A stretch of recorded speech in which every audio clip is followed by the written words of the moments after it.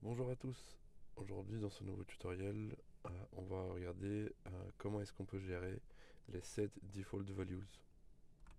On va prendre par exemple Brandon Freeman. Si on est en mode debug, on a le petit bug ici en haut à droite. On peut voir qu'il y a un set default values. Le set default values permet de mettre des valeurs par défaut selon une condition. Alors ici, on va se dire que Brandon Freeman, on va mettre par défaut Brandon Freeman à la condition que le zip soit 945.38. On, on met ceci.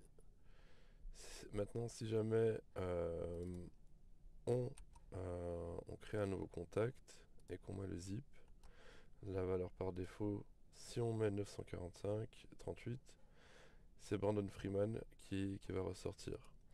Pour le côté développement, si on veut rajouter un peu plus de conditions et plus de valeurs par défaut, euh, il faut aller,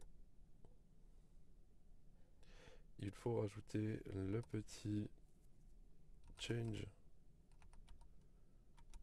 default égale true sur par exemple mon modèle ID. On va mettre à jour notre serveur. On revient sur Brandon Freeman. On va lui définir un modèle. On l'appelle test.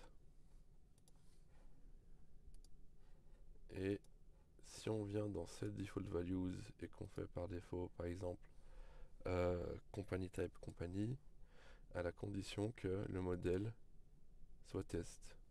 Merci à tous et à un prochain tuto.